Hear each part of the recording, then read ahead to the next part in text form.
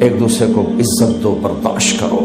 میرے نبی نے فرمایا بہترین مسلمان وہ ہے جو بیوی سے اچھا سلوک کرتا ہو، اور بیوی سے فرمایا میری شریعت میں سجدہ ہوتا تو بیوی سے کہتا خامند کو سجدہ کر۔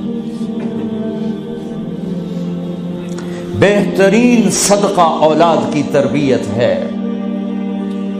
پورا گھر میرے نبی نے نقشہ، ہر ایک کی قیمت بتائی۔ ماں تیرے قدموں تلے جنت، کا کاش میری ماں زندہ ہوتی، تم دیکھتے میں کیا کرتا، میں عشاء کی نماز کے مصلی پر ہوتا، میں سورۃ فاتحہ پڑھ رہا تھا، ادھر سے آواز آتی میری ماں کی محمد، تو میں نماز توڑ کے کہتا لبیک اماں جان۔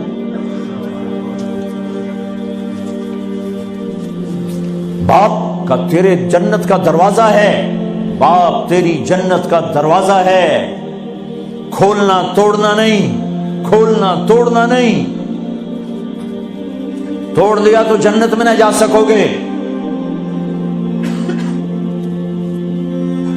سب سے بہترین مسلمان جو بیوی سے اچھا سلوک کرے، سب سے بہترین عورت جو اپنے خامند کی منشا کو دیکھے۔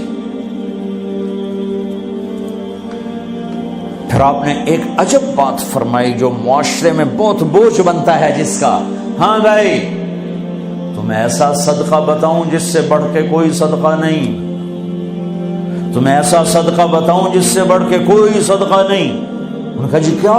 کہا الابنۃ المردودہ، جس کی بیٹی کو طلاق ہو گئی یا بیوہ ہو گئی اور گھر واپس آ گئی ماں باپ کے، یا ماں باپ نہیں ہے تو بھائی ہیں، وہ ایک بوجھ بنتی ہے ماں باپ پر بھی، اور بھائی تو ویسے ہی باغی ہو جاتے ہیں۔ میرے نبی نے فرمایا اس بچی پہ خرچ کرنا کائنات کا سب سے افضل صدقہ ہے۔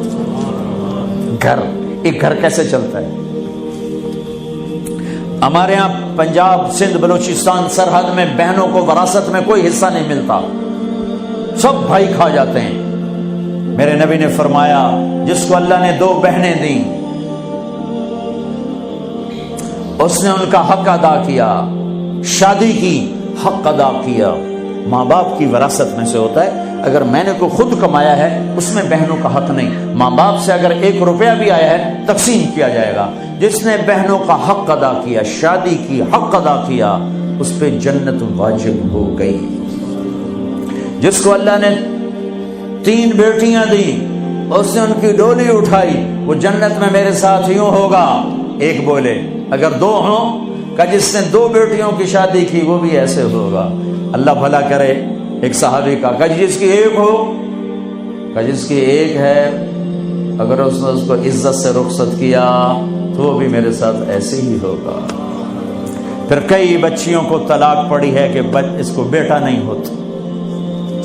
یہاں آنے سے پہلے کا واقعہ، پنڈی سے بچی رو رو برا حال اس کا، میں تو فون سنتا ہی نہیں ہوں ایسے کہ میرا تو کلیجہ پھٹ گیا ہے۔ ہے کہنے لگی کہ سسرال نے کہا تھا بیٹی ہوئی تو طلاق دے دیں۔ میں نے کہا اس میں میرا کیا قصور ہے، اور بیٹی ہی ہوئی اور مجھے طلاق پڑ گئی، اور میں گھر آ گئی 22 سال کی عمر میں۔ بیٹی دینے والا اللہ اور ظلم کرنے والا سسرال۔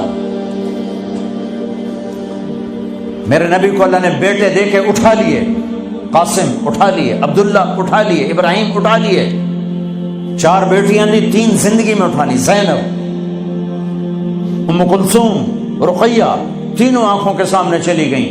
فاطمہ سے نسل چلی، آپ نے فرمایا لوگوں کی نسل بیٹے سے چلتی ہے، میری نسل میری بیٹی فاطمہ سے چلی گئی۔ اس لعنت کو دھویا۔ عورت کا کیا قصور ہے اگر اس بیچاری کو بچیاں ہو رہی؟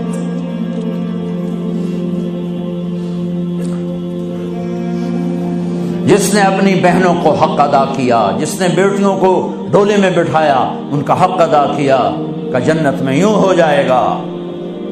بہنوں کو دینا اتنا ضروری ہے، حرام ہو جاتی ہے روٹی۔ میں نے مولانا جمشید صاحب میرے استاد ہیں، میں نے ان سے تفسیر پڑھی۔